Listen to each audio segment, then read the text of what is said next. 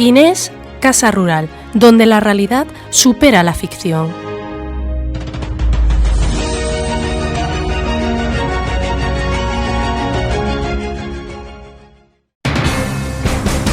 Tertulia Ciudadana con Julián Camacho. Pienso estar de nuevo con todos ustedes en esta tertulia ciudadana. Hoy hemos trasladado el plató de Segmentos Televisión aquí a Casa Inés. Inés Casa Rural en el centro de Almodóvar del Campo. Inés Casa Rural es una casa rural excelente, una casa que se rehabilitó para que sea eso, una casa rural magnífica que tienen ustedes que conocer algún día cuando vengan por esta zona. Naturalmente tiene una cosa muy bonita que es la cueva, que todo el mundo habla de ella y que hay que visitar. Inés Casa Rural en Almodóvar del Campo.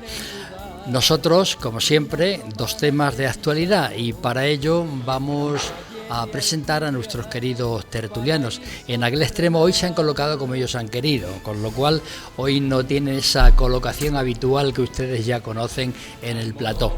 A mi lado derecho tengo a don Manuel Tabas. Manuel Tabas, a la derecha de Dios Padre, como suele decirse. Aquí estamos. ¿Qué tal la Feria del Libro? Pues de momento no he acudido todavía y espero ir mañana. ¿A firmar libros? No, hoy yo no soy en este caso la opción porque mi libro, aunque está en la feria, no participo en firmas. A continuación, don Eloy Pareja, bienvenido, Eloy. Muchas gracias, Julián. Tú no firmas libros. No firmo el libro y hoy estoy demasiado acaramelado con Manuel Tabas. Estamos aquí pegados, o así pegados. Vaya. Bueno, Pegados es una canción, Bailar Pegados es una canción de Sergio Dalma. Sí, preciosa además. A continuación, Lucía Ballesteros. Lucía, bienvenida. Muchas gracias, buenos días. Tú tampoco escribes. Bueno, mi LinkedIn, pero eso me cuarta. Don Félix Calle Delgado sí es escritor de libros también, economista y también de artículos. De una forma para compensar, cuando hice el servicio militar que no escribí jamás, ni siquiera en mi casa, y se me quedó cargo de conciencia y dije, bueno, a ver si tranquilizamos la conciencia y ahora escribo. Es una forma de desahogarse, Sí, de ¿no? desahogarme, sí. Naturalmente, porque hay que desahogarse tantas veces, ¿verdad? Y de tantas formas. Don Manuel Alarcos, alias Pollito Rojo, que viene relajado porque, aunque viene un poco averiado, ha estado en Benidorm una semana. O dos. ¿Dónde habrá metido la pierna? Que no, que ha sido solamente una semana nada más. He estado con Colombina y Loretita. Y se ha enamorado de Benidorm, bien enamorado. Y yo de hace Benidorm. ya años que estuve enamorado de Benidorm, porque yo Benidorm es una ciudad que la conozco perfectamente. Precisamente allí había una panadería, justo donde empieza la movida de Benidorm, la moderna, y allí llevaba yo camiones y camiones de harina en ese tiempo. Pero eso es la prehistoria, ¿no? Sí. Ahora está muy bien Benidorm. Y estando en Benidorm no hace falta irse a ninguna otra parte del mundo porque el mundo está en Benidorm. Claro, es una ciudad universal. Don Julián Gómez, cronista de Puerto Llano y Comarca. Hola. Bueno, pues aquí estamos, con dos temas en mente de los que no voy a hablar, pero sí a escribir, que son los grifos que se van a poner en la Fuente Agria y las palmeras, que no son las de Alberto Cortés. Hasta ahí puedo leer. Lo de la nariz no es ninguna contingencia especial. No, fue un golpe con una puerta de cristal justo cuando estaba entrevistando a mi paisano y gran personaje en el mundo de la cultura, una entrevista que podremos ver en breve dentro de Mirando por Puerto Llano, Miguel Fernando Gómez Vozmediano. Don Escolástico González también es el cronista, pero de Ciudad Real, y con su artículo semanal también está levantando pullas, ¿no? Buenos días, Julián. Buenos días. Hay un espacio entre Julián y yo, pero porque Aurora no ha llegado todavía. Sí, estamos esperando y no eso porque que Julián y yo queramos estar separados, ¿no? Podemos estar. No, estáis muy unidos. Podemos estar como Manolo y Eloy, pero es que estamos esperando a Aurora que le hemos reservado el sitio. Sí, y además tiene, en fin, tenemos que decir que Aurora Reyes de Almodóvar del Campo y nos extraña que no esté a estas alturas, ¿verdad? Y me gustaría decir una cosa, si me lo permites, ¿no? Claro es que sí. El lugar es fantástico, ¿eh? Yo no tuve la oportunidad el año pasado de estar, pero Almodóvar sigue siendo una población encantadora, con una cantidad de recursos turísticos tremendos, pero donde estamos, desde luego, es excepcional. Así es que invito tienes que ver la cueva, tienes que ver la cueva antes de irte. La veré, porque no la conozco. Muy bien, pues dicho todo esto y presentados nuestros queridos tertulianos, vamos a presentar el primero de los temas que lleva por título Marlaska y la Guardia Civil. Marlaska, saben ustedes que es el ministro del Interior de España. El muy noble cuerpo de la Guardia Civil, hoy por hoy muy bien valorado por los ciudadanos españoles, siente desamparo moral y material en su lucha contra el narcotráfico. Pregunto, y voy a empezar por el señor Escolástico González. ¿Tiene la gestión del ministro algunas zonas oscuras, como la disolución de algún cuerpo en la lucha contra el narcotráfico? ¿Puede luchar la Guardia Civil contra delincuentes cada vez más preparados, cada vez con mejor material y de última generación? Hay voces que hablan de acuerdos con Marruecos. ¿Es posible esto o no? Sobre todo en contra de nuestro cuerpo, como es la Guardia Civil. Y por último, bueno, pues el sindicato de la Guardia Civil está harto, y así lo hace ver, de tanto desamparo y tanta desprotección. Adelante, don Escolástico González, 3 minutos como siempre. Bueno, intentaremos en unos 3 minutos el dar la opinión. Es muy difícil poder valorar a un ministro, al más longevo en el Ministerio del Interior, después de 8 años, ¿no? Porque, sin lugar a dudas, tendrá pues zonas oscuras y zonas menos oscuras, ¿no? Momentos brillantes y momentos menos brillantes, porque de todos los ministros del Interior que ha habido a lo largo de la democracia es el que más tiempo lleva en el cargo, ¿no? Sin lugar a dudas. Empezando por ahí, yo, y puesto que la Guardia Civil es el asunto central en la tertulia de hoy, tengo que empezar diciendo pues que viva España, viva el rey, viva la Guardia Civil, ¿no? Es decir, que no tengo la más mínima duda, y menos teniendo a nuestro compañero Tabas como representante de la misma, no solo como compañero tertuliano, sino como representante de la misma. Pero cuando se trata de enjuiciar un poco la labor de un ministro, como es el de Marlaska, hablábamos al principio de la tertulia, que ha sido reprobado 3 veces, ¿no? Y que continúa en el cargo después de 3 reprobaciones. Bueno, pues precisamente el haber sido reprobado es precisamente lo que le mantiene más en el cargo, porque pocos ministros reprobados son sustituidos después de la reprobación. Pero si tuviera que hacer una comparación de ministro a ministro, pues como nos sucede con los alcaldes, uno compara al alcalde actual con el alcalde anterior, pues lo mismo me sucede. Yo tengo que comparar al ministro actual con el ministro del Interior que había anteriormente, entonces, para saber quién ha destacado más en su gestión.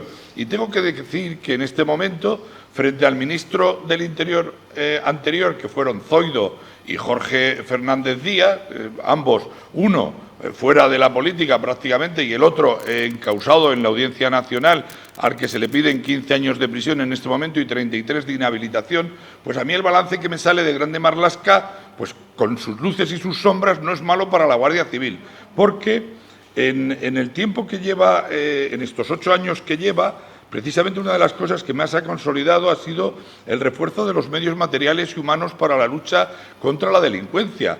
Tengo que decir que la Guardia Civil ha aumentado en más de 15.000, 14.700, el Ministerio del Interior, 14.700 el número de efectivos. Pero además la inversión que ha hecho en dotación de medios ha sido la más importante a lo largo de toda la historia, con más de 800 millones. Y la subida salarial que han tenido los guardias civiles en este momento está en el 38%. Es decir, han tenido un acuerdo salarial de un incremento del 20% más el 18% que han tenido como cualquier otro funcionario. Es decir, todos perciben más de 700 euros con arreglo a lo que percibían en el 2018 en este momento. Eso es una mejora cuantitativa considerable, quizás de las más importantes que ha podido hacer, ¿no? Pero también en favor del propio ministro tengo que decir que ha habido grandes dispositivos de seguridad que se han saldado con éxito y que además ha habido una transformación digital y una modernización administrativa del cuerpo posiblemente de las mayores.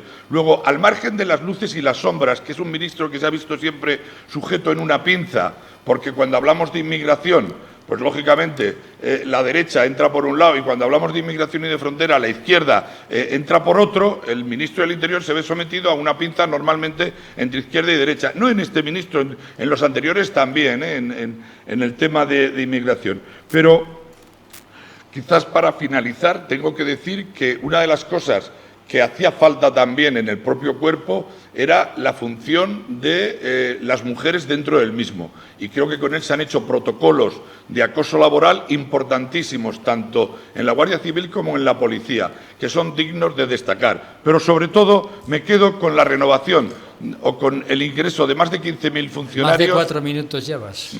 Bueno, pero luego... Es que hoy somos 6 contra 2, es decir, el tiempo es... Aquí no hay nada de contra, hay simplemente diálogo. Don más Manuel de 15.000 Tabas. funcionarios y un incremento salarial importante, con eso me quedo. Don Manuel Tabas. Bueno, yo como la Guardia Civil me la conozco, voy a hablar de Marlaska, o el ministro Duracell, como se le suele llamar, por lo mal que lo hace y lo mucho que dura. Es más, desde el 2018 ahí está, junto con Margarita Robles y Luis Plana, como los únicos ministros desde que empezó Pedro Sánchez. Y lo de mal que lo hace no es que lo diga yo, es que lo dicen las distintas encuestas. Durante la primera legislatura de Sánchez fue el ministro peor valorado. Solamente estuvieron por encima de él las ministras de Podemos, Ione Belarra y Irene Montero, y el de en Podemos, que era Manuel Castel. Pero es que ya en la segunda legislatura de Pedro Sánchez es el peor valorado de la coalición PSOE-Sumar. Y ya es decir, es ser peor valorado que la ministra Yolanda. Y, por supuesto, nos vamos al CIS de Tezano, donde lo situó como el peor ministro de los 53 ministros de Pedro Sánchez. Qué lejos quedaba aquello de grande Marlaska. También, dentro de su profesión u oficio, se le califica de arribista. Estuvo flirteando primero con Ciudadanos y después con el PP. Indudablemente se pasó más al PP porque tenía más posibilidades de gobernar. Era amigo íntimo de los hermanos de Rajoy, principalmente de Mercedes, que en paz descanse, que fue la que influyó, según cuentan las crónicas, para que fuese declarado primero en la Audiencia Nacional y después lo llevase como vocal del Consejo General del Poder Judicial. Hasta el 2018, con la moción de censura, donde abrazó el lado oscuro. Como ministro de Gobierno socialista, pues pasó de la dureza como juez en cuanto a ETA, a luchar contra ETA, pues a la desactivación de la política de la dispersión de presos pactado de Sánchez con la izquierda Berzales. Lo de la izquierda Berzales es un eufemismo, como lo de la izquierda o la coalición progresista, ¿no? Porque no tienen ni de una ni de otra. Pues vamos, si Esquerra Republicana o yo, o incluso el Partido Vasco son progresistas, pues yo indudablemente soy cura. Efectivamente, Saulo de Tarso se cayó de caballo y vio la luz y se convirtió en San Pablo. Y bueno, también Pedro Sánchez ha visto la luz ahora con la visita del Papa y asistirá a su primera misa. Pero, por ejemplo, Marlaska se cayó en una tanqueta y no vio la luz, abrazó la oscuridad. Y además es que él mismo lo dije, porque se definió como un político socialista agradecido de que el PSOE me hubiera adoptado. Esto lo dijo en un acto del gobierno de Sánchez para celebrar los 150 primeros días de su gobierno en Madrid, ¿sabes? Recordemos que fue el que llevó la instrucción del Ya 42, donde murieron más de 60 militares españoles, y él dijo que lo archivó porque no hallaba responsabilidad alguna en la cúpula militar del Ministerio de Defensa que entonces llevaba Federico Trillo. La Sala de lo Penal le tiró de las orejas, indudablemente, lo corrigió y llegó a juicio. Este es Marlaska. Después ya en la segunda parte te voy a hablar de las cosas que hace, porque la gente lo dice siempre, que amaneció como vocal conservador del Consejo General del Poder Judicial y se acostó como ministro del gobierno de Sánchez. Y lo último que tenemos, pues ahí es mintiendo en el Congreso, diciendo que la directora general de la Guardia Civil no se había reunido con Ley de Día y después ya, pues de las 3 veces que se reunió, diciendo que bueno, pero nunca hablaron de las cosas de las cloacas, cuando sí hablaron de poder restituir al comandante Villalba, que es uno de los que está en las cloacas del PSOE. Don Julián Gómez. Bueno, hay que empezar recordando que llegó al Consejo General del Poder Judicial propuesto precisamente por las derechas. Después se hizo ministro de las izquierdas y ahí sigue siendo uno de los ministros que más tiempo lleva en ese cargo, ¿no? Pero eso no quiere decir, yo niego la mayor, de que porque lleva mucho tiempo ya es bueno. Puede ser muy bueno, pero en los últimos tiempos no es tan bueno. En los últimos tiempos está cometiendo muchos errores. Podemos decir que se ha invertido mucho en la Guardia Civil. Desde que empezó Marlaska como ministro, España ha crecido en 3 millones de habitantes. Entonces, lógicamente, pues si se invierten X dinero más, también será porque España ha crecido de un tiempo a esta parte. Pero no hablamos de las patrulleras averiadas, no hablamos de la falta de mantenimiento, no hablamos de los muertos de la Guardia Civil por no tener los medios necesarios, tampoco hablamos de la relación de Marlaska con Mohamed VI y con Pegasus. Recordemos que Marlaska estuvo espiado por Pegasus y, curiosamente, desde entonces Marlaska sostiene una postura bastante sumisa con Marruecos, y a las pruebas me remito.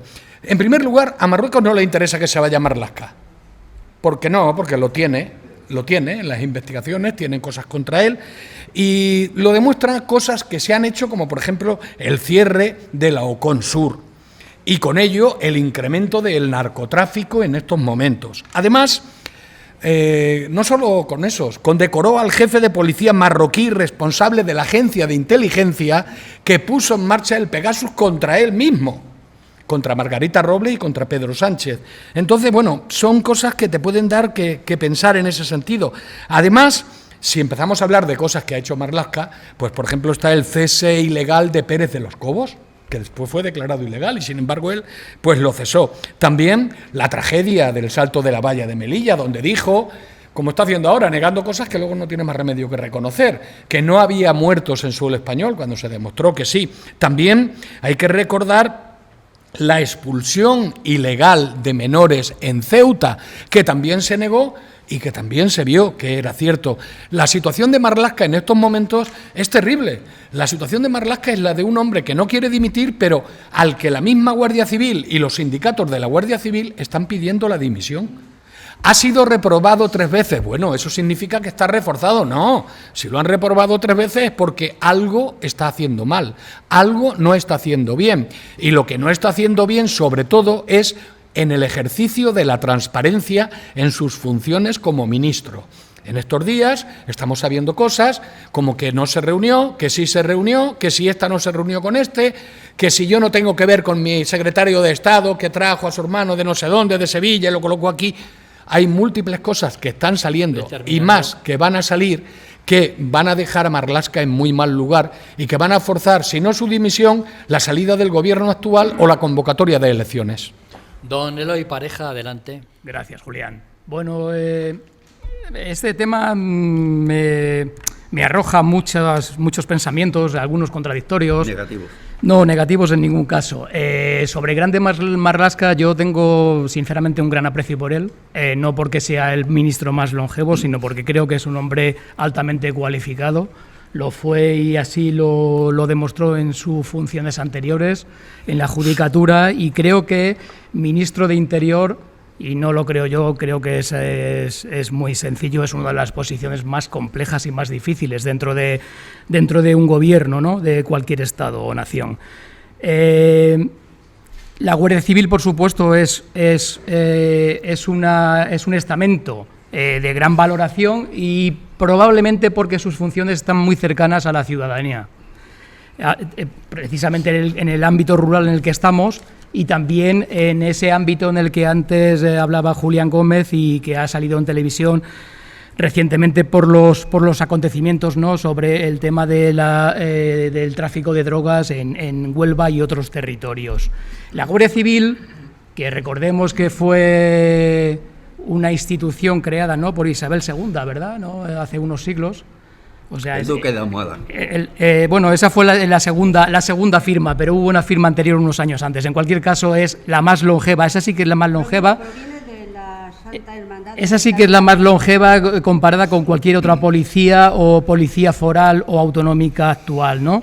tiene efectivamente una valoración buena entre los ciudadanos, pero precisamente en territorios tan complejos como el de Huelva, con esa cercanía a los territorios también la hace cercana a la población, y la población, lógicamente, está la población, entre comillas, normal y la población que se dedica a esas actividades, ¿no? Con lo cual, son esas posiciones las que son más complejas, y seguramente ahí son las posiciones más difíciles de cubrir con miembros de la Guardia Civil. Otra cosa muy importante de la Guardia Civil, no sé si saben que en la última promoción para Guardia Civil había personas de hasta 28 nacionalidades diferentes en origen.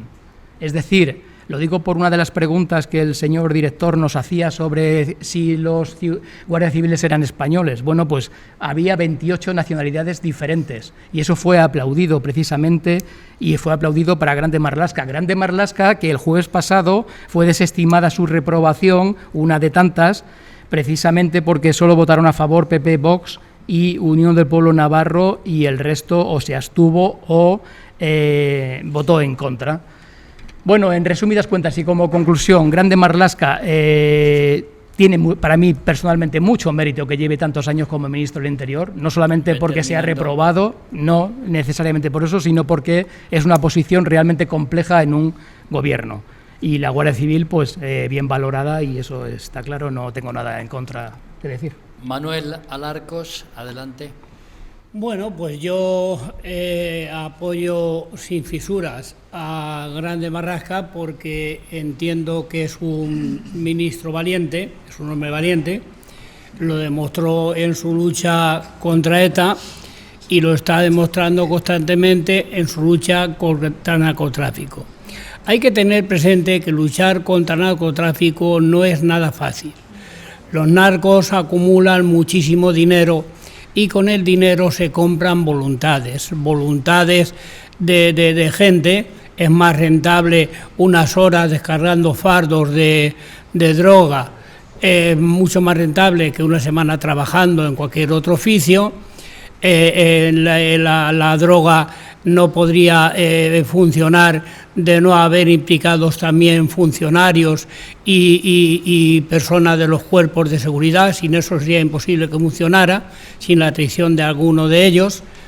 Y el tema, pues las lanchas de los narcos son infinitamente mejores porque son infinitamente más caras, y luego pues los asesinados, los guardias civiles asesinados son españoles, pero también son españoles la tripulación de esas lanchas. O sea que son españoles asesinados por un piloto marroquí y una tripulación española. Eso también hay que decirlo, Luego, en cuanto a la lucha contra el narco, tiene que estar, a mi juicio, en varias, deben de ser varios puntos. No solamente el hecho de las Fuerzas Armadas, especialmente de la Guardia Civil, con unos medios inferiores a los de ellos, con unas armas peores. Yo he llegado a pensar si no sería el momento incluso de poner junto a la Guardia Civil al propio Ejército para la lucha contra esta gentuza, porque el Ejército sí tiene armas de guerra, la Guardia Civil no. Y los narcos también tienen armas de guerra y mucho dinero para comprar armas de guerra, incluso obuses, si para ellos llegara a ser necesario. Por lo tanto, hay que apoyar a la Guardia Civil, hay que seguir ayudando a la Guardia Civil, pero a su vez los jueces también podrían hacer una gran labor con los bienes que se adquieren a través de lo que ganan estos narcos. Eso sería también una cosa muy buena, que los jueces incautaran esos bienes y esos bienes fueran a parar para la Guardia Civil y todos aquellos que luchan contra esta gentuza. Esta gentuza que tiene la droga de Marruecos para envenenar a nuestros jóvenes y corromper nuestra juventud. Es una cosa que tiene que ser, es una cosa de Estado, más que de la Guardia Civil. Lucía Ballesteros, adelante. Bien, yo me voy a elegir una frase del poema de Mio Cid que dice: Dios, qué buen vasallo, si hubiese buen señor. Creo que Marlaska no es precisamente uno de los mejores ministros que haya podido tener el gobierno de Pedro Sánchez, pese a sus reprobaciones, propuestas de reprobaciones. A las pruebas nos remitimos, ha hecho, bueno, pues como hablaba antes Julián, la destitución de Pérez de los Cobos, fue su primera polémica. ¿Por qué? Porque Pérez de los Cobos se negó a entregarle información que estaba judicializada y el ministro se creyó quizá por encima del bien y del mal, y como no se la entregó porque tenía la obligación y el deber de entregársela al juez, lo destituyó. Luego después fue al Tribunal Supremo, el Tribunal Supremo lo absolvió, lo declaró ilegal, lo cesaron y tuvo que volver a ser readmitido. Luego también, bueno, la Guardia Civil, decir que no tiene sindicato. La Guardia Civil es un cuerpo militarizado y lo que tiene es asociaciones, y las asociaciones de la Guardia Civil lo que exigen es su dimisión por la desidia y el abandono, mientras que el ministro, pues bueno, da ahí un sesgo político y dice, vale, pues muy bien. Antes también hablaba Julián de la unidad de élite de Loconsur, que se creó en el 2018 para reforzar la lucha contra el narcotráfico en el sur de España, y que con el eufemismo de reorganización interna del dispositivo de la Guardia Civil contra el narcotráfico fue disuelta, curiosamente, en 2022. Los datos eran 150 agentes, trabajando 24 horas, 7 días de la semana. Resultados en los 4 años, 1.100.000 kilos de hachís incautado, 35.146 kilogramos de cocaína, 12.813 detenidos, 1.137 embarcaciones incautadas.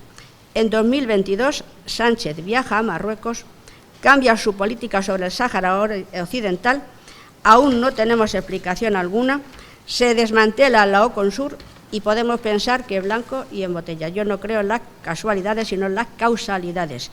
Y por supuesto que necesitan más medios. Ellos no pueden utilizar su arma reglamentaria si no es en defensa propia.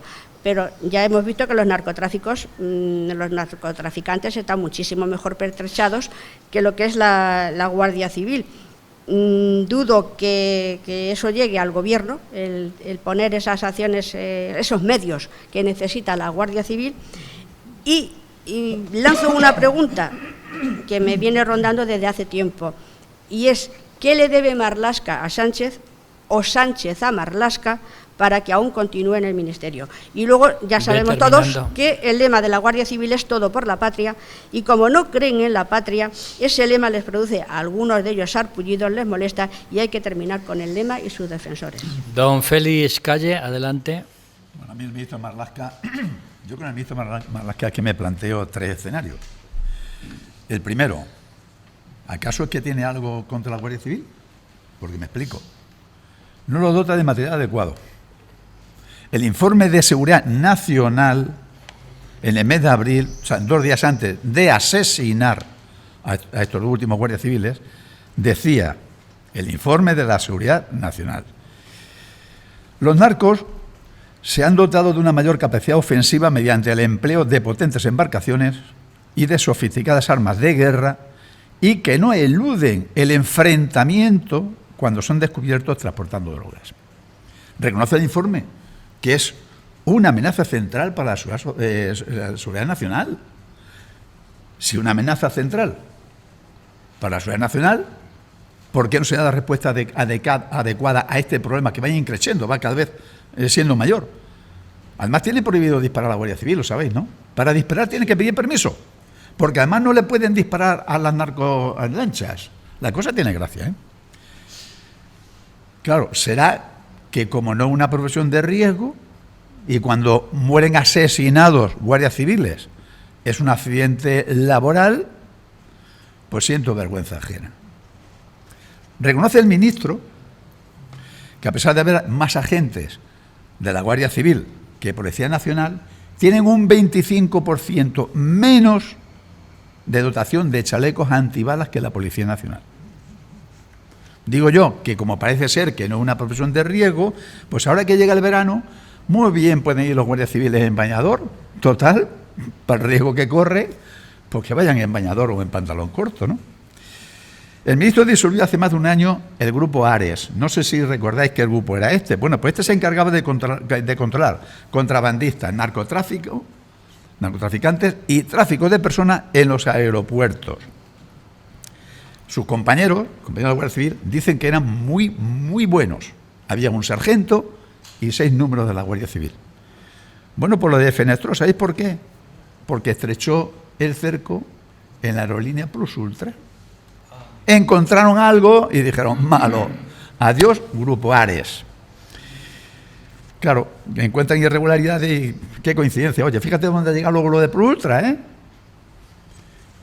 La segunda cuestión que me planteo, es un nefasto gestor, porque si no tiene nada contra la Guardia Civil, que creo que no le dota con todo el material que le tiene que dotar, es que es usted muy mal gestor, porque le están pidiendo responsables todos los días. La tercera cuestión. Dicen las lenguas, aseguran que los acuerdos con Marruecos han bajado el pistón descaradamente. Pero pregunto, ¿quién en Marruecos hace negocio con el narcotráfico? Ve terminando. Me puedes contestar más tarde si queréis. Y la segunda cuestión, ¿tendrá algo que ver Pegasus? Bueno, pues ahora llega la parte del debate que realizamos en esta tertulia ciudadana y se pueden interrumpir los tertulianos con algún argumento, aunque siempre hay que dejar hablar al protagonista. El protagonista es don Escolástico González. Gracias nuevamente. Bueno, joder, han sido tantas cosas que no sé ni por dónde empezar, ¿no? Hay muchas. Va a ser difícil, hoy el debate. La primera es que, empiezo por Pegasus, sí. La primera es que la conspiración en Marruecos-España es una fábula. No, es una fábula. Es decir, no hay nada que demostrar. Es decir, alguien no tiene consistencia que hay una conspiración o que hay algo que se le debe a Marruecos o que Marruecos nos debe a nosotros por el tema Pegasus. No hay demostrado nada, ni judicialmente, ni de ninguna otra manera. Es una fábula política utilizada para precisamente desacreditar al propio gobierno. Empiezo por ahí. Después, no, pues empiezo por ahí. No, pero bueno, si hay que preguntarle a quien quieras. Pero no hay nada, absolutamente nada, ni del propio cuerpo de la Guardia Civil dicho, no, lo digo yo, y lo dice la propia justicia, ni nada oficialmente, ni nada de la UCO. Nada, efectivamente, no hay nada con arreglo a Marruecos, en ningún informe de la UCO. Es una fábula inventada. Después, en cuanto al tema de los narcos, que más voy a querer que se acabe con los narcos. Pero la disolución del último cuerpo que estaba en el 2022, tengo que reconocer y decirlo aquí en voz alta, que se produce por disensiones internas dentro de la propia Guardia Civil, dentro de los mandos de la propia Guardia Civil, no del ministro Marlaska. Eso es así, es una realidad que podemos demostrarla, porque es un hecho tangible. Claro. No, por parte de los propios mandos de la Guardia Civil. Termino, mis queridos amigos. Después a mi amigo Tabas decirle que el ministro Marlaska se haga del PSOE no es un delito. Es decir, sí, él es un hombre progresista, es un hombre se hizo progresista. Bueno, se hace del PSOE y no por eso es un delincuente. No por hacerse del PSOE es un delincuente, ni por ser del PSOE es un delincuente. Porque el PSOE es tan patriótico como el PP y defiende los intereses de España como los defiende el PP. O sea, no podemos decir que es que la derecha defiende la patria y la no derecha, de izquierda, el PP no defiende la patria, la defiende exactamente igual. ¿Por qué? Amigos míos, la frontera, que es uno de los casos más importantes y que ha salido también, tengo que deciros, que con el ministro anterior, con Fernández Díaz en el 2014, fueron muchos los muertos que quedaron en la playa, disparando, en la playa del Tarajal, los muertos que quedaron disparando a la Guardia Civil. Vamos con Manuel Tabas, termina Escolástico. La Guardia Civil, no, por favor, hay cosas que no se pueden discutir, Julián. Los muertos, los 14 muertos, 6 se quedaron en las playas. A ver, Manuel Tabas. Sí, la Guardia Civil era la que disparaba. Sin más. Termina, que no quiero decir nada, pero no podemos acusar a Marlaska o a la Guardia Civil en su época de algo que había hecho la etapa también anterior. En cuanto a los sindicatos, déjalo para después, lo de los sindicatos. Termino, en aquel momento sí que dispararon, por favor. En cuanto a las asociaciones de la Guardia Civil y los sindicatos, hombre, Yo no le daría más valor a la Asociación de la Guardia Civil que le doy a UGT o a comisiones cuando hablan del presidente de los empresarios, ¿no? O de un empresario en la negociación de un convenio. Lógicamente tendrán que defender los intereses del cuerpo y lo hacen como asociación sindical. Manuel Tabas. Luego no hay que darle valor político a la reivindicación sindical. Manuel Tabas. Marlaska en el Consejo General del Poder Judicial era juez conservador. Después vio la luz hacia el progresismo. Pero bueno, no solamente ha sido... San Pablo lo hizo, pero lo ha dicho muy bien. Pero bueno, si nadie dice... Tenemos ejemplos en la política española de cambio de opinión. Nadie dice así, que pase o sea, que algo. tampoco pasa nada. El Papa ha venido a redimir a Sánchez según está Que sí, diciendo la pero derecha si en yo este no he dicho momento. nada. Adelante, Manuel Tabas. Vamos. No solo ha sido reprobado, sino también desautorizado. Primero por la justicia, con la famosa patada en la puerta, que no era la de Corcuera, sino la patada en las fiestas durante el COVID. Y las 600.000 denuncias que puso, que fueron todas retiradas por el Tribunal Supremo y por el Tribunal Constitucional. También fue desautorizado por Moncloa, en los 6 millones de euros de las balas israelíes que iba a comprar. Y también fue desautorizado porque en el control de fronteras que había pactado Pedro Sánchez con Jun en este caso por 7 votos, y él decía que era una competencia del Estado, lo dijo no una ni dos sino 3 veces, hasta que Pedro Sánchez le dijo, estate calladito que mejor nos irá. Efectivamente, no solamente ha disuelto Consur, como habla mi compañero, sino que también ha disuelto prácticamente la Guardia Civil de Cataluña y principalmente una unidad de élite de rescate submarino en la Costa Brava. Esa la ha disuelto por completo y ha desmantelado, como te digo, la Guardia Civil en Cataluña. Y también, como bien ha dicho mi compañero, el Grupo ARE.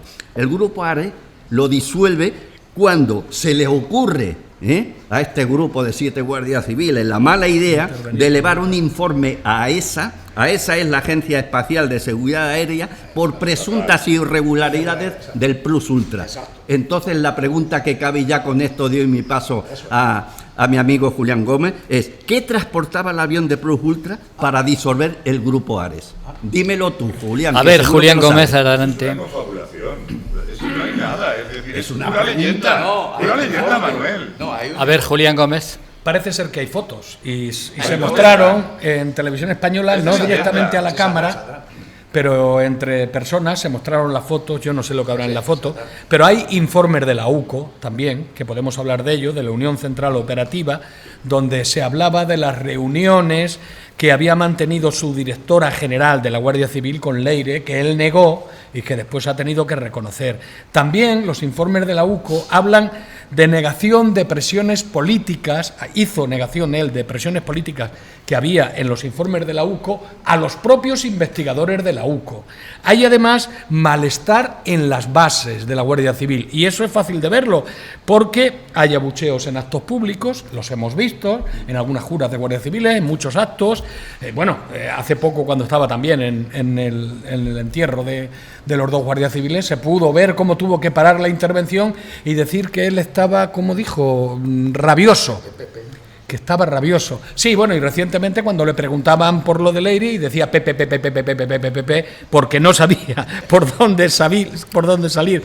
También le han exigido responsabilidades por alguien que no importa, según Escolástico, que es la Asociación de Profesionales de la Guardia Civil, y también le han reclamado la desprotección jurídica de los agentes de la Guardia Civil y, por supuesto, han puesto en tela de juicio, y está claro a la vista de los últimos acontecimientos, su gestión en tragedias. Hablamos de Marlaska y tengo que decir que desde que desmanteló a la Ares, la otra, pero la más importante sin duda es Oconsur, que ahí está Marruecos detrás y no sé qué es lo que pasa, que los narcotraficantes que paran sus lanchas en puertos de Marruecos con total impunidad, andan por nuestras costas y por nuestros ríos desde entonces sin ningún tipo de problemas. Desde entonces ha habido una caída grave de detenciones, desde que no figura Oconsur, y un repunte ostensible del narcotráfico.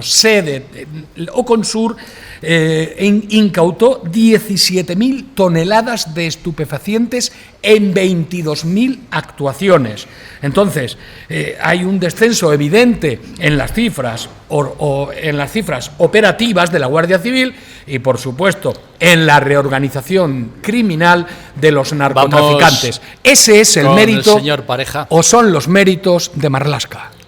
Eloy Pareja. Bueno, yo no voy a seguir por la geopolítica del tráfico de drogas España-Marruecos, ni tampoco por el camino del Leire, que ya saben ustedes que puede llegar a cualquier otro territorio, incluso a partidos políticos que en la actualidad están ganando votos gracias a las andanzas de esa señora, que ya veremos dónde acaba esa señora, ¿vale? Entonces, me voy a ir a una cosa más terrenal, que es a lo de profesión de riesgo, ¿no? Que es una de las reclamaciones históricas, digamos, de la Policía Nacional y de la Guardia Civil.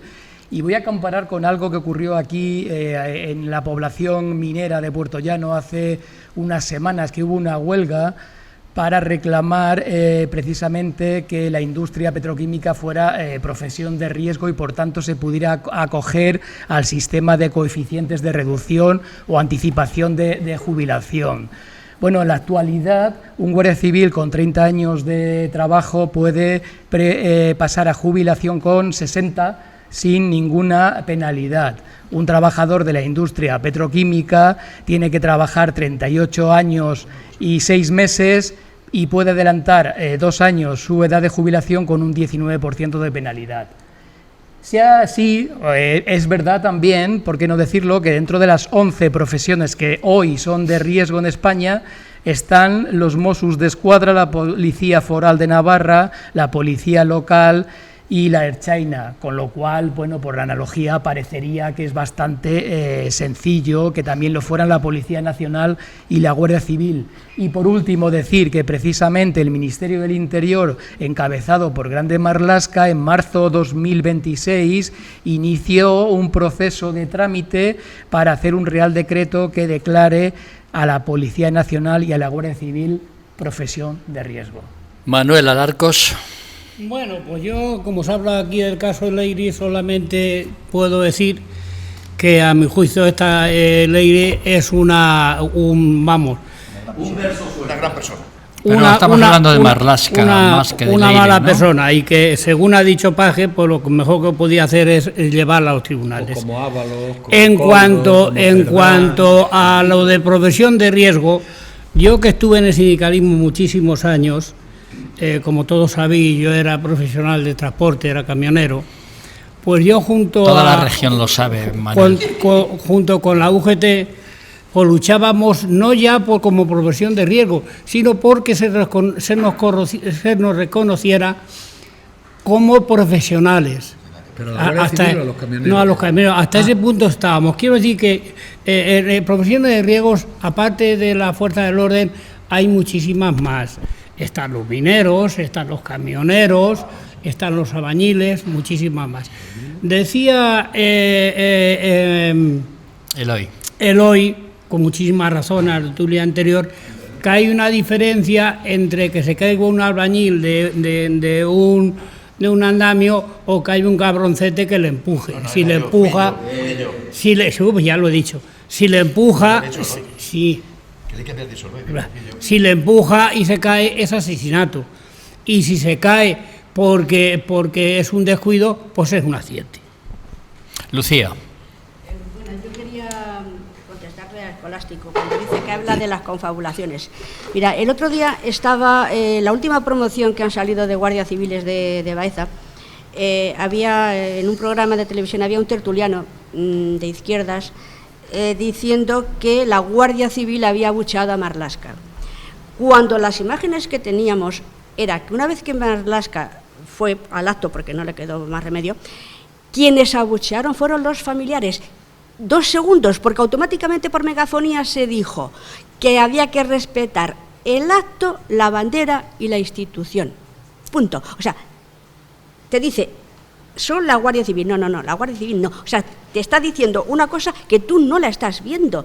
Es lo que ha dicho el Papa. La realidad de las cosas, no las ideas que tengamos, por ahí ya que nos imaginemos cualquier cosa que no sea la más adecuada, sino ver la realidad de las cosas, que no tiene nada que ver la realidad con los pensamientos, que equiparemos los pensamientos a la realidad.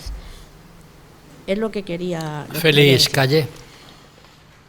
Hay una escandalosa falta de recursos humanos y de medios técnicos. Además, esto yo creo que es una opinión objetiva porque lo reconocen todas las instituciones, incluso el propio ministro El propio ministro lo reconoce, un 25% menos, y además los guardias de la Guardia Civil que hace prácticas, están en prácticas, tienen chalecos ya de hace no sé cuánto tiempo y además no son de su talla.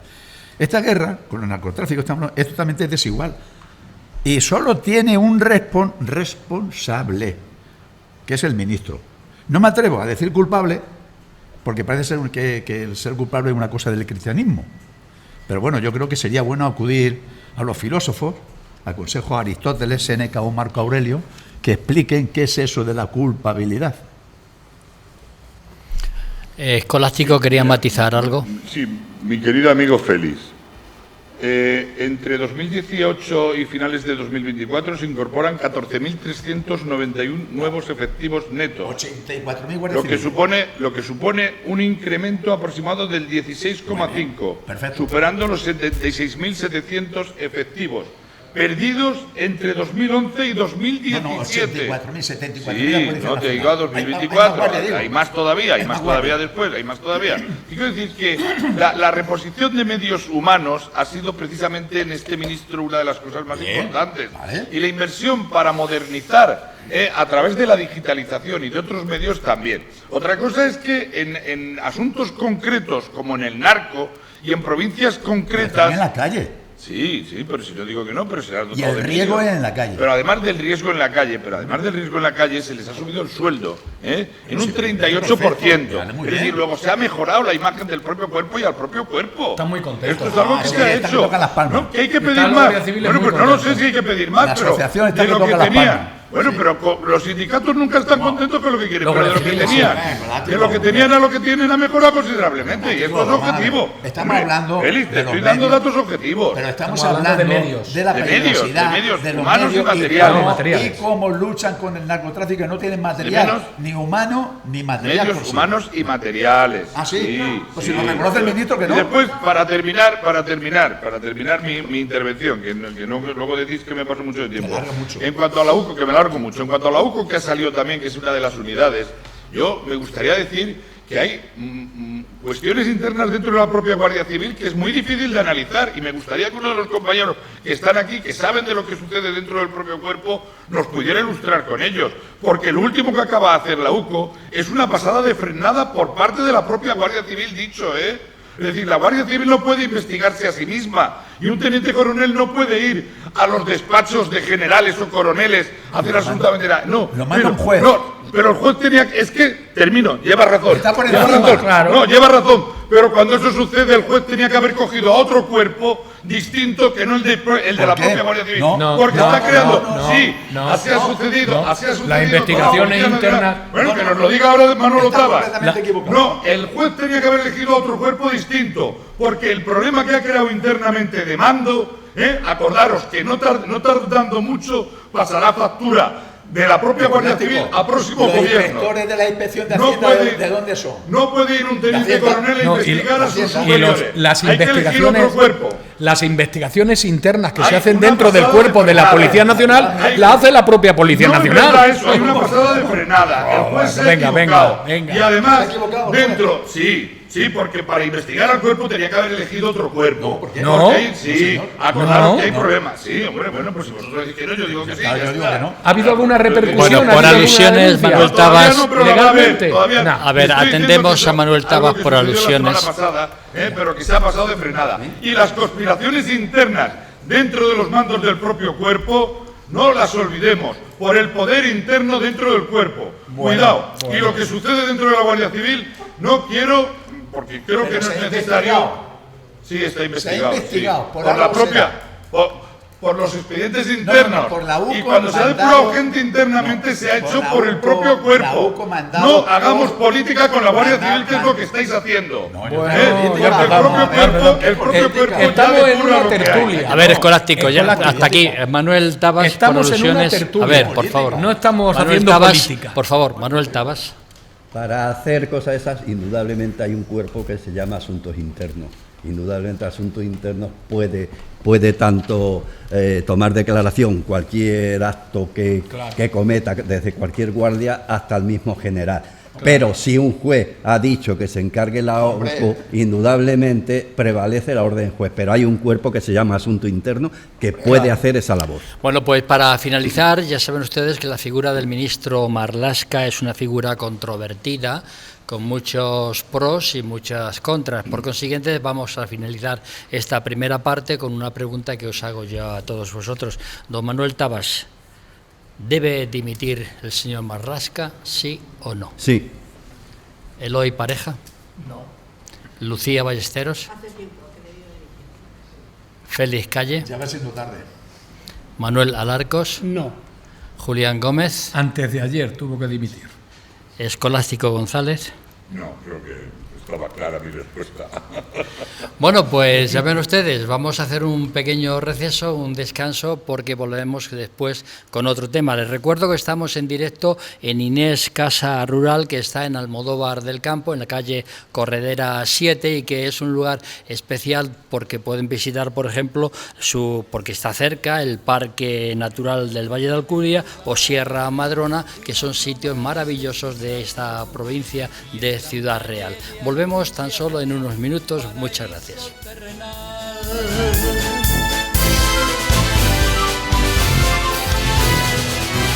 Almodóvar, Almodóvar, Almodóvar, yo te quiero.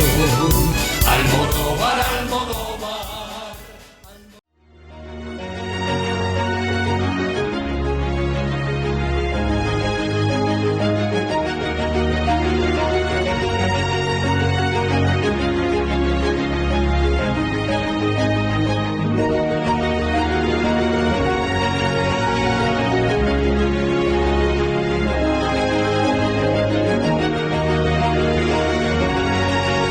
Inés Casa Rural, donde la realidad supera la ficción.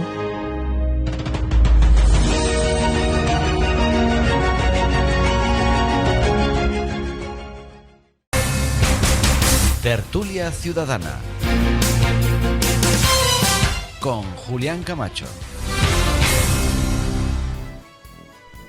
Pues aquí seguimos, señoras y señores, en esta tertulia ciudadana que estamos realizando en directo riguroso desde Inés Casa Rural en Almodóvar del Campo, un sitio paradisíaco, un sitio para visitar y un sitio que merece la pena en Almodóvar del Campo.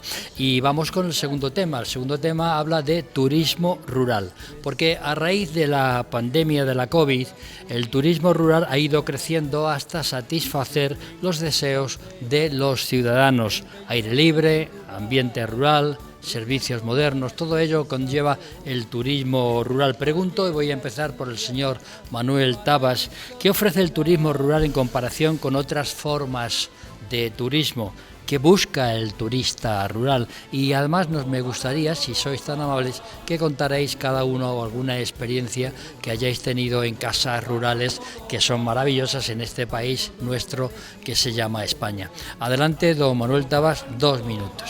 Pues el turismo rural lo que te ofrece es tranquilidad, te ofrece paz, un sitio donde el tiempo pasa lento, sin prisas.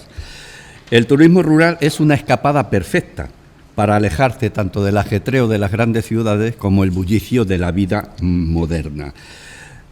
Y un sitio para sumergirte, como ya he dicho antes, en la tranquilidad de los entornos naturales. Y, por ejemplo, ideales para personas como nuestro compañero Julián Gómez, para desconectarte de la realidad, conectarte con esa naturaleza y desconectarte de Pedro Sánchez, que todo es necesario. El turismo rural hay de 2 tipos. El de la naturaleza, donde te vas a un sitio retirado, donde solo vas a escuchar a gallinitas, a grillos, a chicharras y al trino de los pájaros, y el turismo de localidad, como es el que nos ocupa aquí en Casa Inés.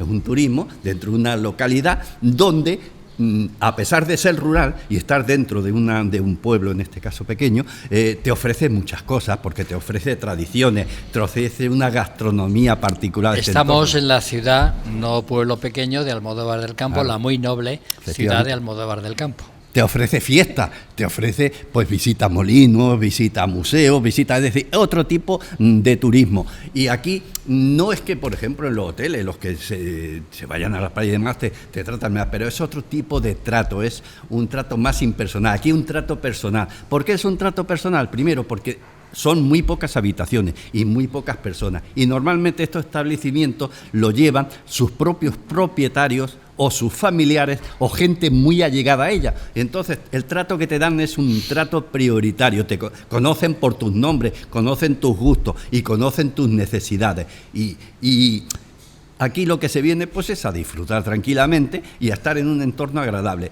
Esto tiene la suerte de estar dentro de un pueblo donde, además de disfrutar de la tranquilidad del entorno que nos rodea, pues tienes actividades para hacer todas las que quieras y visitas a los lugares que quieras.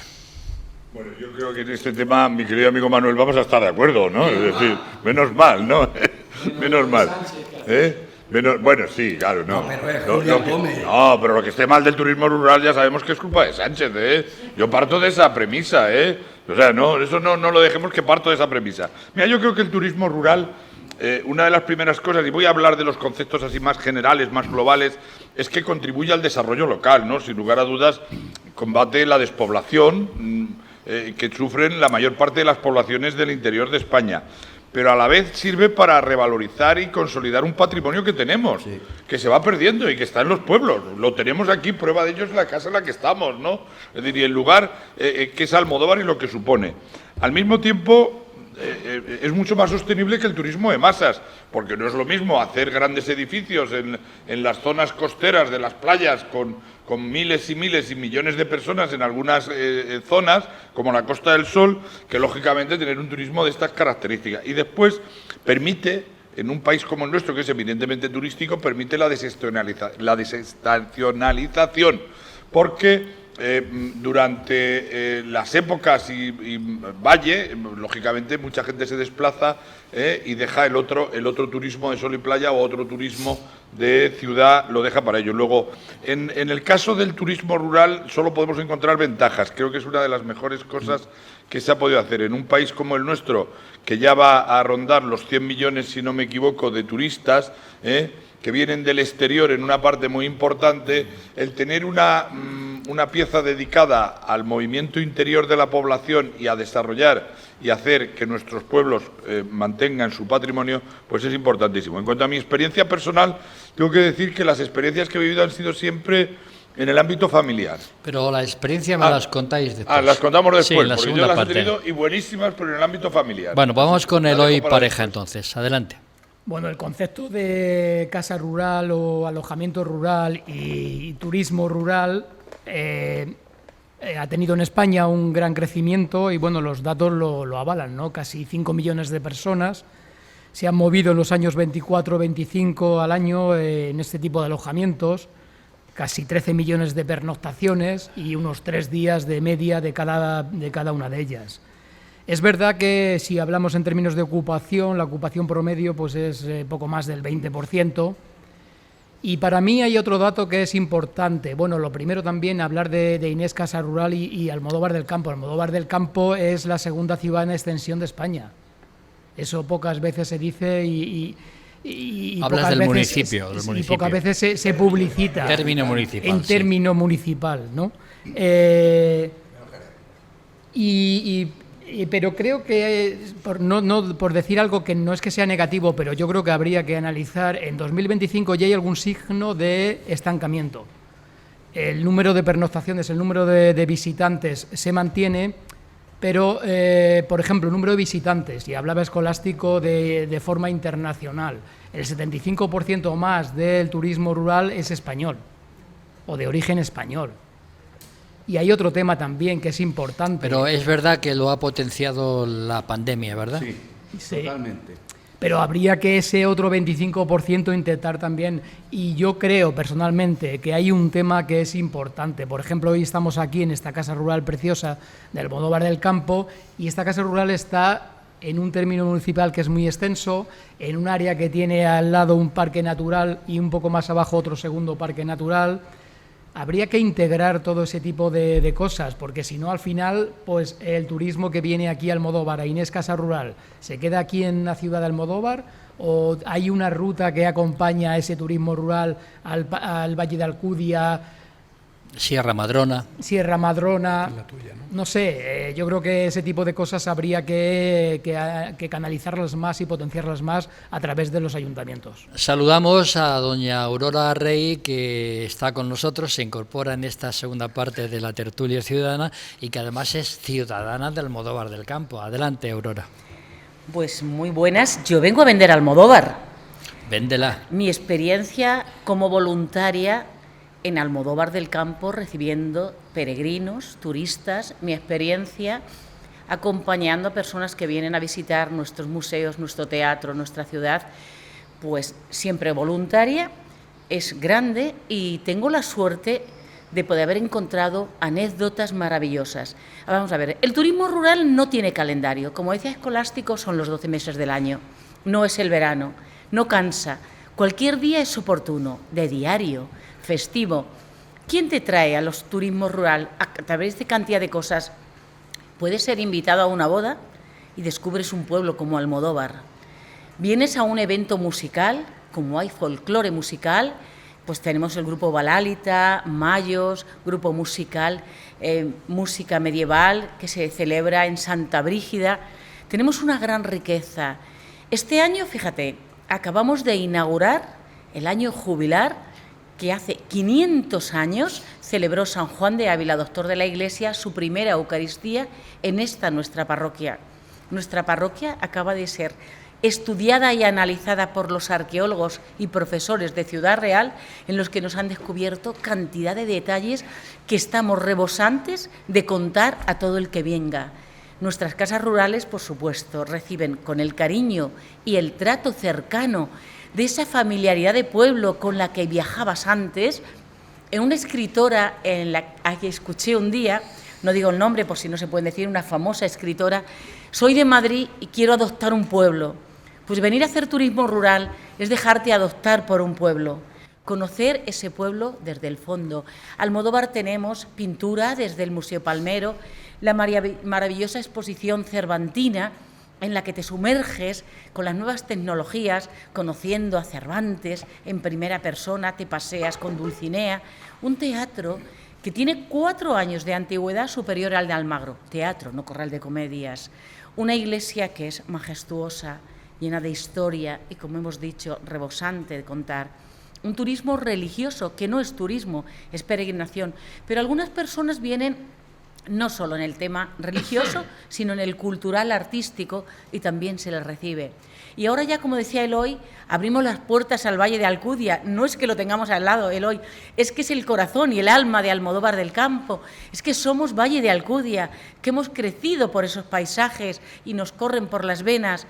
Tenemos también la caza, que es importante. Tenemos un museo de nuestro amigo Jacinto, que era una fábrica de harina, que se conserva tal y como era y que podemos disfrutarla. Hay tanto que ofrecer en Almodóvar que hay que unificar todo eso para quedarnos no un solo día. Bueno, un te hemos día dejado tras hablar otro. un poquito más para que sí, puedas he vender usado un Almodóvar poquito de mi pueblo. del Estoy en campo. casa. Gracias, Julián. Doña Lucía Ballesteros. Adelante, Lucía. Bueno, yo creo que el turismo rural ya estaba antes de la pandemia. Es cierto que hubo un momento en que los pueblos, los habitantes tuvieron que emigrar, pero no dejaron de tener esa sensación, esa raíz de pueblo, y tampoco es menos importante el hecho de que vas en la ciudad y que vas a lo loco. O sea, vas a lo loco, que llego, que el autobús, que el metro, que el tren, que no es... Total, impresionante. Y necesitas tranquilidad, necesitas paz. Yo tengo la experiencia de que voy a un pueblo y digo, voy a tardar 20 minutos, lo mismo que cuando estoy en Ciudad Real. Y resulta que tardo 5. Digo, anda, pues me sobran 15.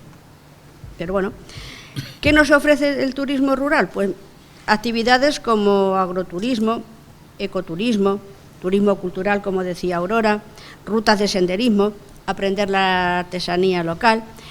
que los chavales de hoy sepan, vean que la leche no sale de las estanterías, no salen de las estanterías de ninguna gran superficie, ¿no? Luego ya las áreas rurales también pueden preservar su identidad, su cultura, permiten a los visitantes experimentar una forma de vida totalmente que está desapareciendo en muchas partes debido, pues eso, a la modernización, a la urbanización.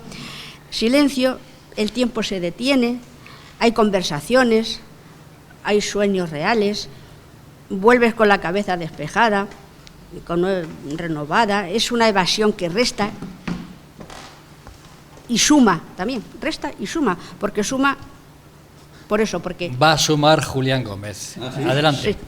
Bueno, hay que hablar voy a hablar primero de la provincia, luego hablaré de Almodóvar y luego hablaré del lugar donde estamos. El Plan Estratégico Regional ha invertido ya 34 millones de euros en el turismo rural. De hecho, Ciudad Real ha llegado a liderar el crecimiento de turismo rural con una subida del 44% en las pernoctaciones, también una subida del 61% en el número de viajeros. En el año pues se reciben en torno a 500.000 de visitas en la provincia de Ciudad Real y unas 700.000 pernoctaciones. Pero ya volviendo a Almodóvar, hemos hablado de San Juan de Ávila, del Museo Palmero. Después hablará Aurora de la gastronomía. Y yo no quiero pisarle el discurso, pero está el Valle de Alcudia y, por supuesto, Sierra Madrona. Además, hay que decir que Almodóvar es una tierra de volcanes, porque el propio lugar donde está asentado Almodóvar es precisamente la ladera de un antiguo volcán. La manifestación más evidente es conocida como Laguna, que es el origen del nombre árabe de Almodóvar, que es Almudávar. Entonces, significa el redondo, por el redondo que hacía la laguna. Además, hay una serie de enclaves volcánicos, en torno a una decena, entre los que destaca el monumento natural de los Castillejos de la Bienvenida. También es destino Starlight, porque hay turismo de estrellas o astroturismo. Está, no olvidemos, la Bienvenida y Sisapo. Y en cuanto a arquitectura religiosa, por supuesto, la iglesia de Nuestra Señora de la Asunción, además de la huella cervantina y literaria.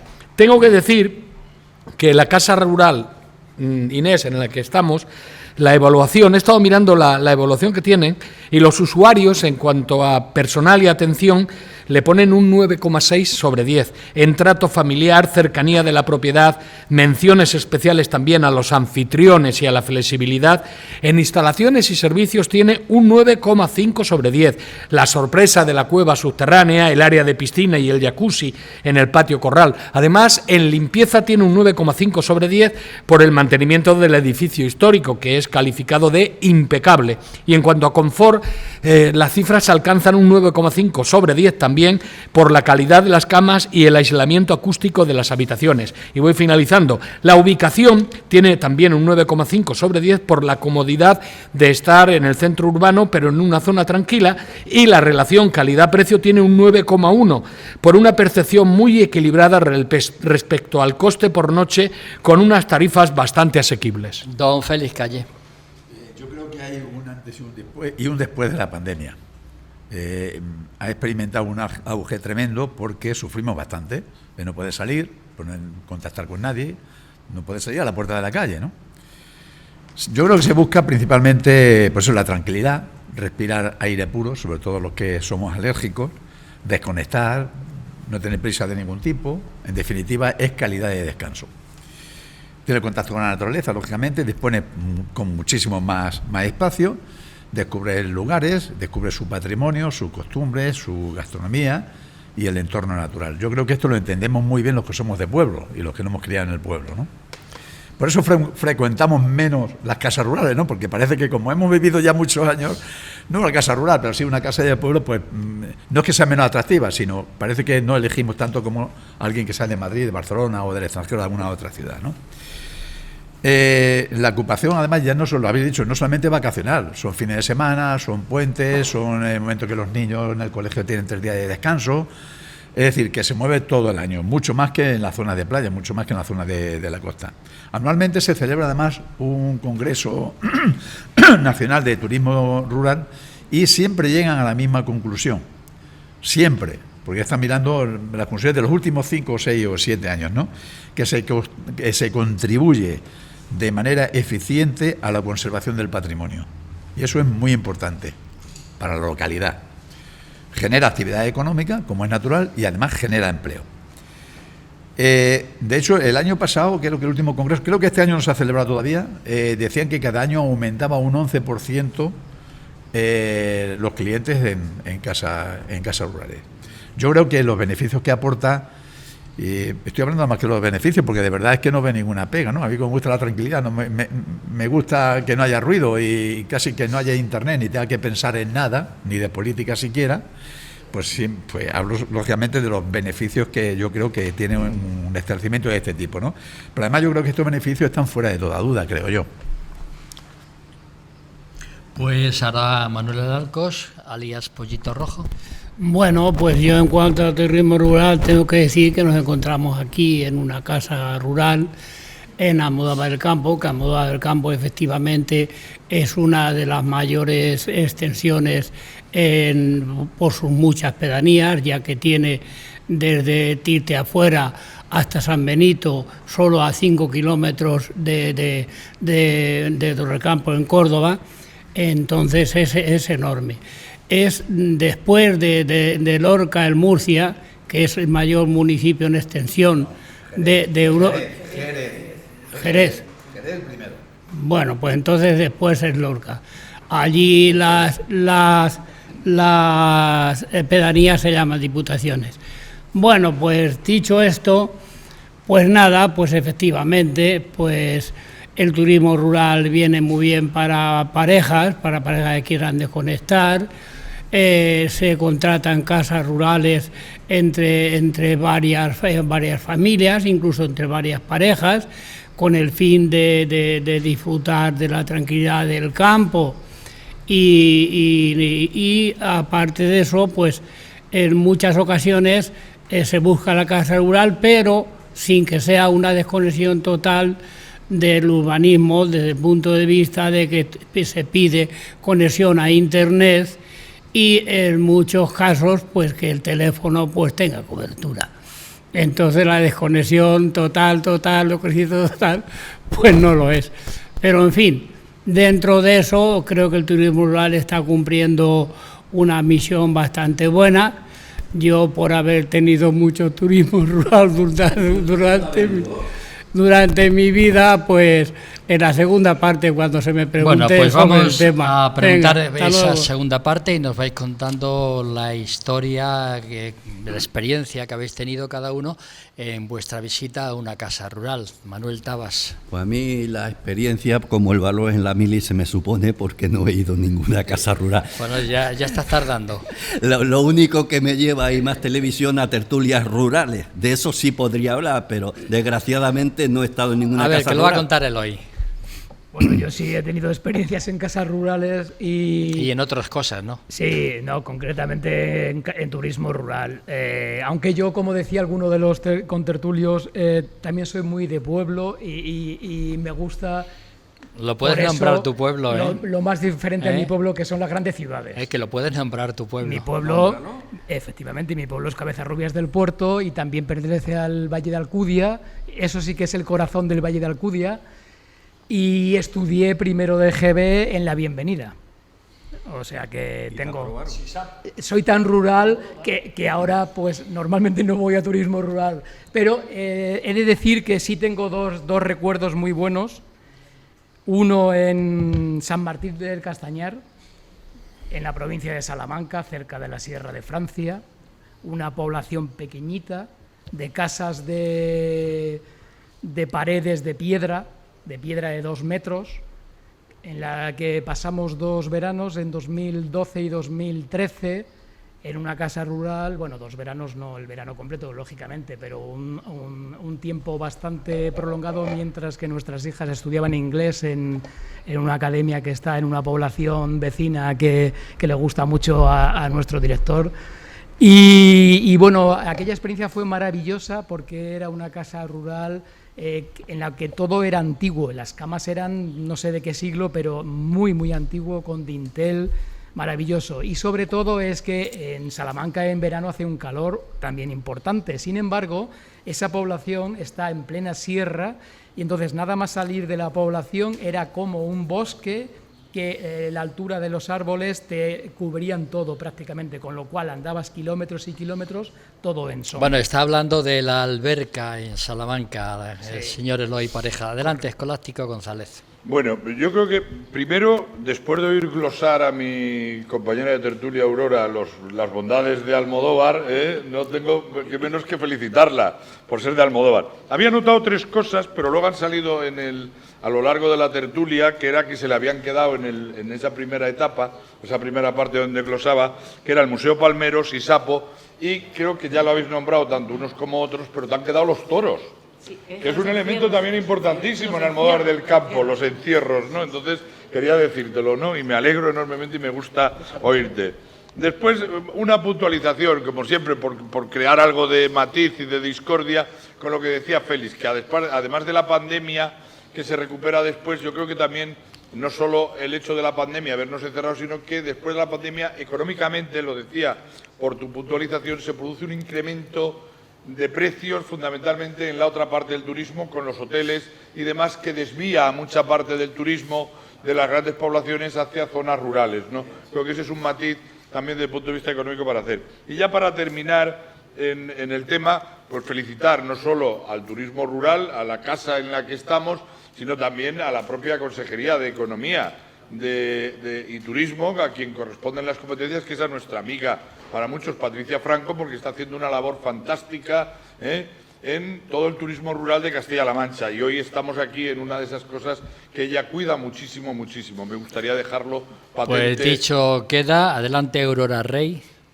Yo me tuve que cortar por no ser demasiado egoísta, tengo aquí mis compañeros, pero Almodóvar tiene para que vengamos 6 semanas seguidas. Efectivamente, esos encierros maravillosos de Almodóvar, mi experiencia. Sí he estado en casas rurales, pero mi experiencia es colaborar con mis amigos que han montado casas rurales y las he visto desde el primer momento cómo las han ido haciendo, cómo han invertido su capital, la ilusión.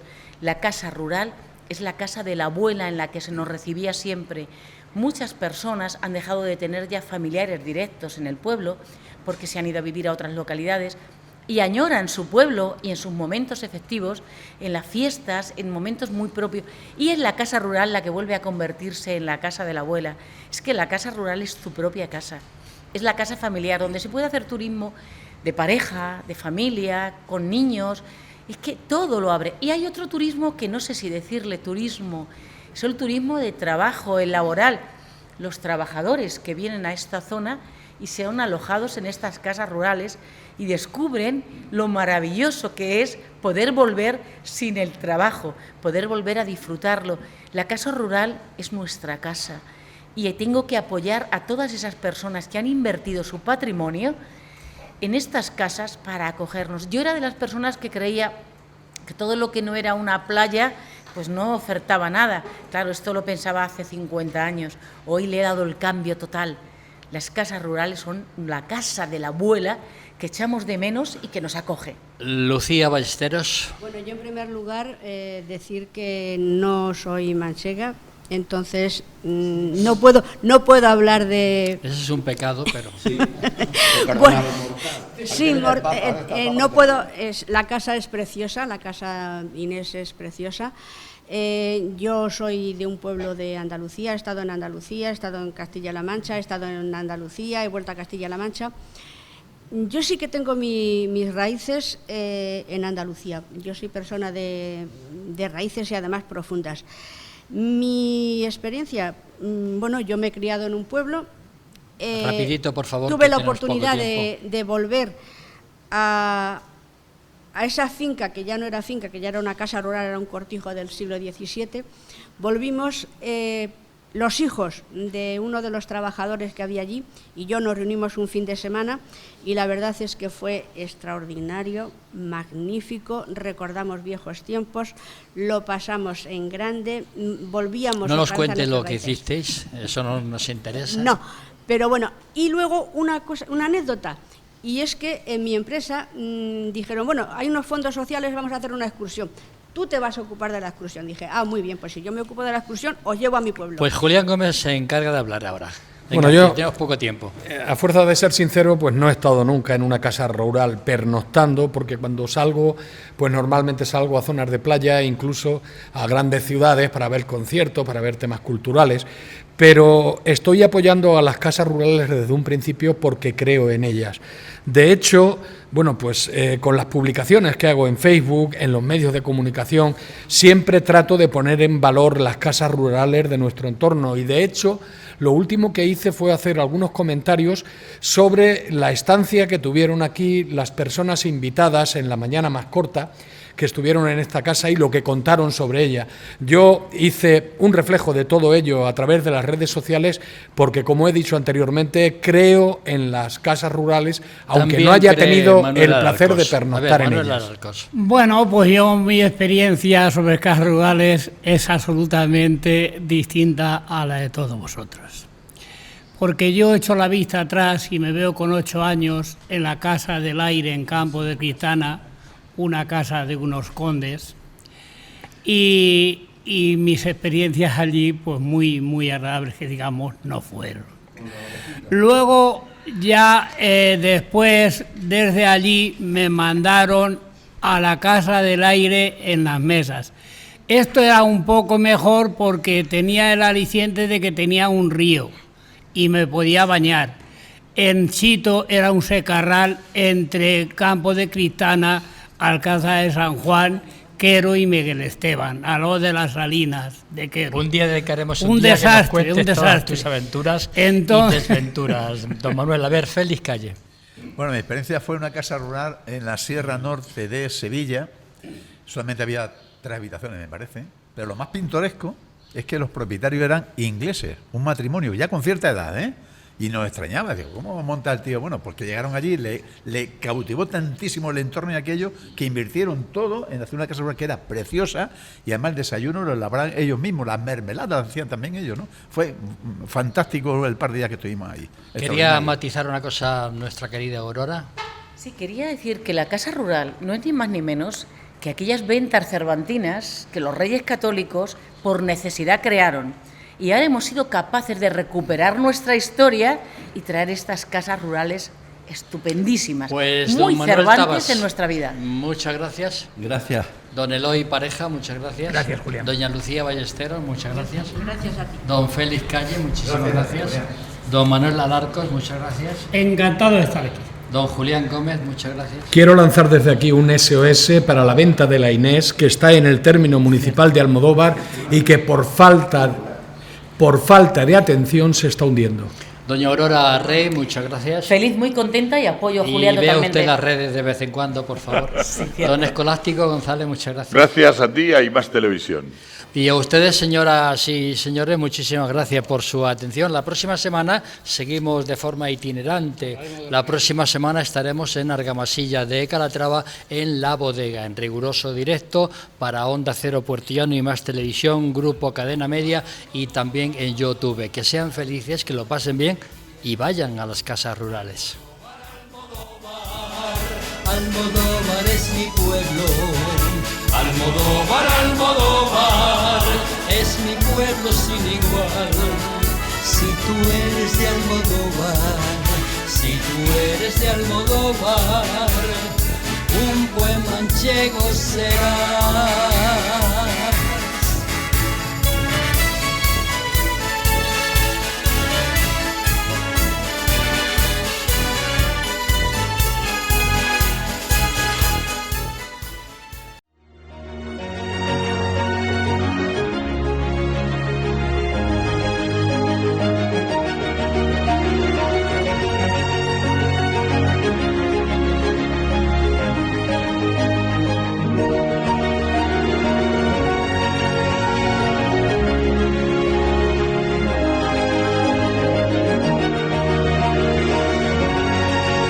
Inés, Casa Rural, donde la realidad supera la ficción.